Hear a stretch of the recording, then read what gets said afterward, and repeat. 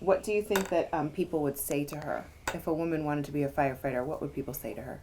Yes. Could a woman do it? No. Oh, okay. How come? Because she doesn't have any water. She doesn't have any water. Okay.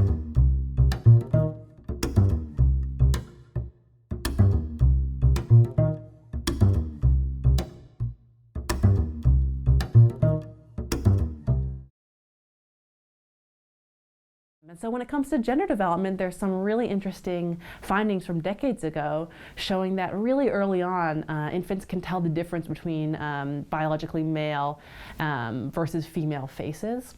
And there's some early work, again from decades ago, showing that infants, if you put the face of their mother and an unfamiliar woman next to each other, by 3 months of age, they'll look longer at the picture of their mother, right? So a lot of this work has been used to say that infants prefer female faces, and in particular prefer their mother's face over other women. So can you draw me a picture of a firefighter? Can you draw me a picture of a teacher?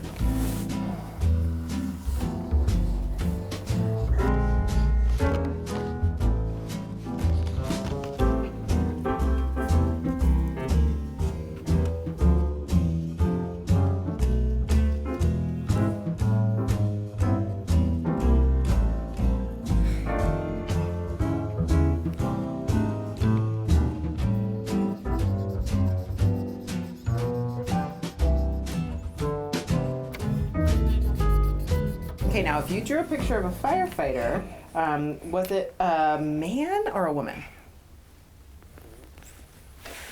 A man. A man? I'm drawing another. It's a man. It's a man, okay. How does the firefighter do that? He has his hose. He has a hose, okay. And once you get to later years, so 2 or 3 year olds, you start to see things that are more social preferences rather than just perceptual preferences. So kids preferring to befriend kids of their same gender, for example. Kids preferring toys that are played with by kids of their same gender, that kind of thing. Why did you draw a man for a teacher? Because the kids are mans too, so they want the teacher to be a man too. Oh, so wait, can I make sure I understand right? Did you say it's because kids are boys, and so they want a teacher who's a man, kind of like them? Hi, my name is Krista Reinhardt. I've been a teacher for over 20 years, but I've been a teacher here at the Skidmore Early Childhood Center for the last 8 years, teaching 3, 4, and 5-year-olds. Which colors should you use? Which colors do you want to use? You want to use the green? This is for you, Mrs. Reinhardt. Thank you, Mickey. Did you send me some mail? Should I open it? I think things have changed just in the last couple of years. I remember my second year here at Skidmore, I had a little boy in my class who loved nothing more than to dress up in princess dresses. And his father was very against it, did not want his son doing that. And it was definitely a conversation between mom, dad, and I. And when it comes down to it, you know, I'm just the educator, I'm the teacher in the classroom. What? That is so cool. A car that has a bed. Wow. Even the language I use, I never say boys and girls, I always say friends. You know, presenting toys and things in the classroom, there's definitely like gender specific things that we have in the classroom. You know, we have princess dresses, but anyone can wear them. We have firefighter outfits, but anyone can wear them.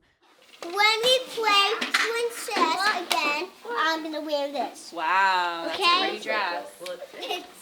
Okay, dude? Kids make generalizations, right? They learn something about one individual or one type of animal or one individual human being, and they use that information and they make this giant guess that everyone else who is sort of like that must share that property.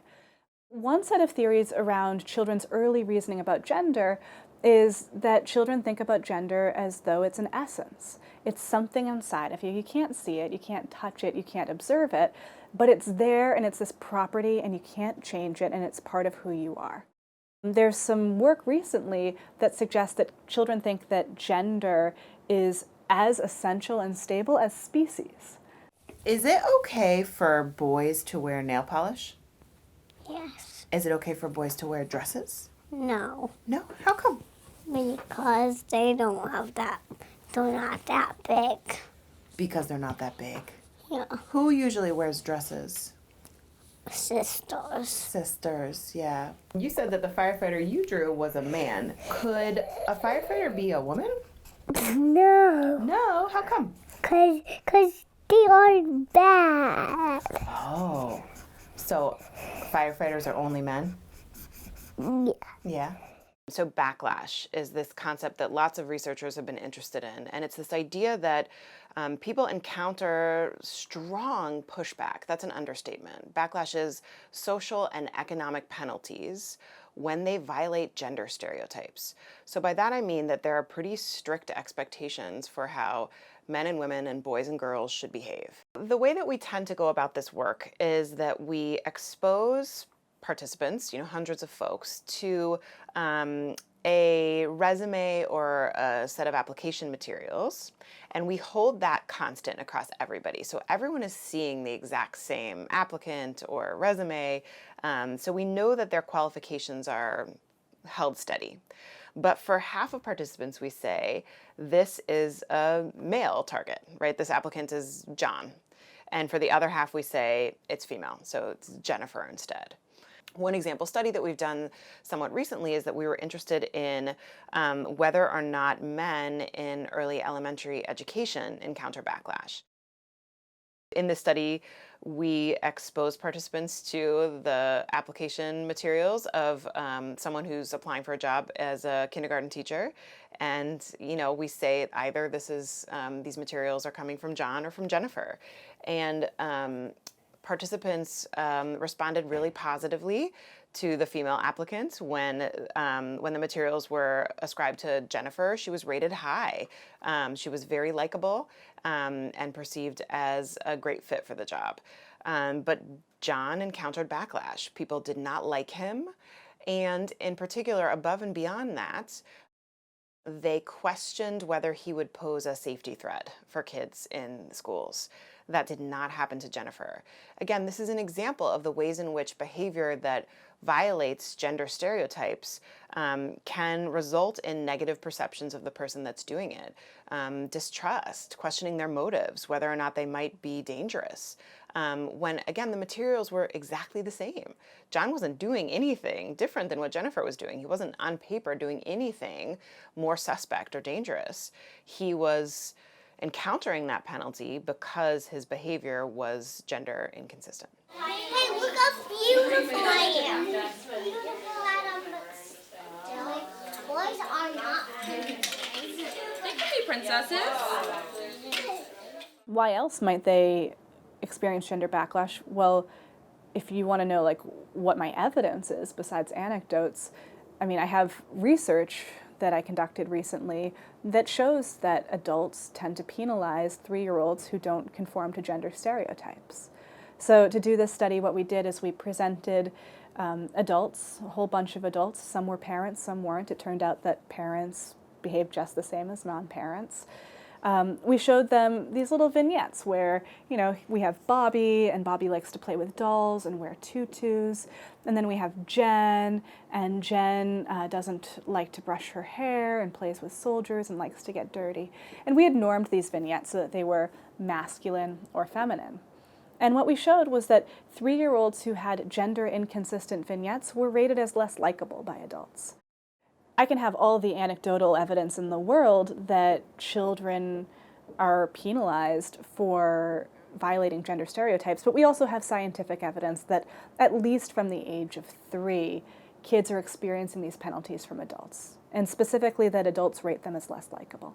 The reason children face backlash of any kind is a part of our larger problem, that children in this day and age are growing up and they don't have a lot of empathy towards others, and their thoughts are very rigid one way or another. So there's no room for thinking, oh, this I think this, but this person might have a different belief or different thought, and I can open up my mind and care about them as a human being and kind of accept them for who they are, because that's what human beings should do, be kind to one another and have empathy.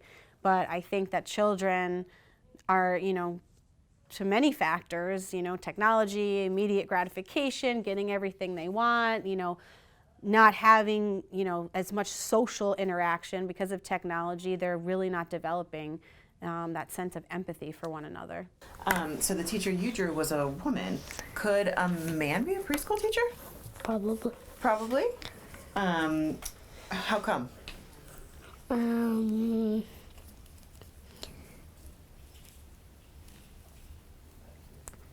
I guess everyone should have the right to be whatever they want. Can you draw me a picture of a preschool teacher? A preschool teacher. And take as long as you want, and you can use as many colors as you want. Mm-hmm.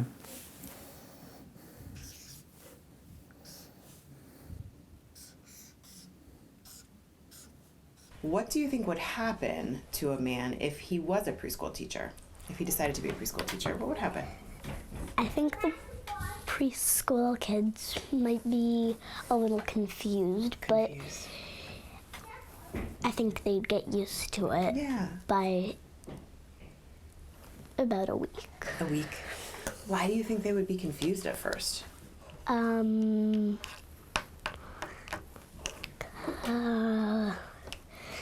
Because maybe that man was new. And some of the preschoolers had been in preschool for a little while and only had women teachers. Oh, and they only had women teachers. So is it more common that a preschool teacher is a woman? Not really sure. Not sure. But I guess that the preschools that I know of, it's mostly women. What do you think people would say to a man that wanted to be a preschool teacher? What kind of reactions do you think he would encounter? I think at the kind of the extreme end, some might suggest not so subtly that maybe there was some kind of inappropriate relationships going on between he and the children. If a man decided that he wanted to be a teacher, what do you think people would say to him? You can be a teacher, but I don't know because mostly girls be a teacher. But if you be the first person who be's a boy teacher, you'll get a big trophy and you'll be very famous. In your experience as a parent, how have you done that? What advice do you have for me, thinking as a new parent about how to approach gender in my parenting?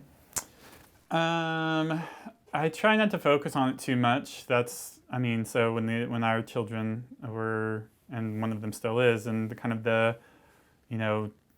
1 through 4 or 5-ish age range, we just don't talk about it a lot. And when they ask to do non-gender conforming things, we don't bat an eye about it. We say, sure, so yeah, you want to wear pink? That's awesome. You want to paint your nails? That's cool.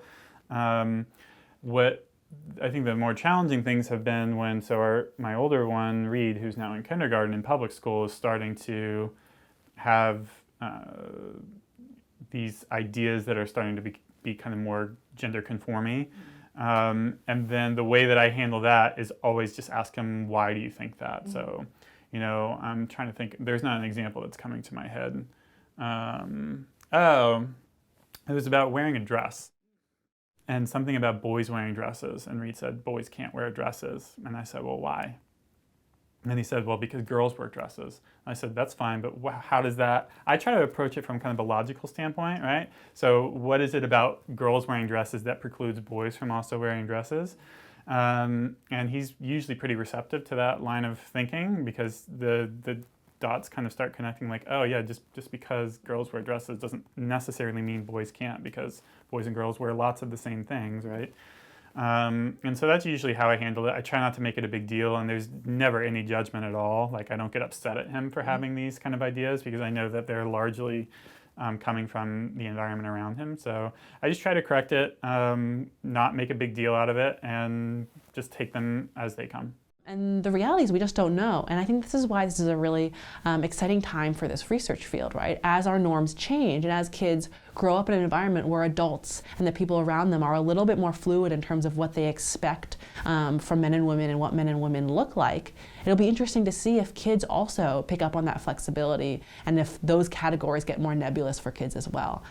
We just don't have the experimental data, right, to say whether that will happen, and you know, we'll see.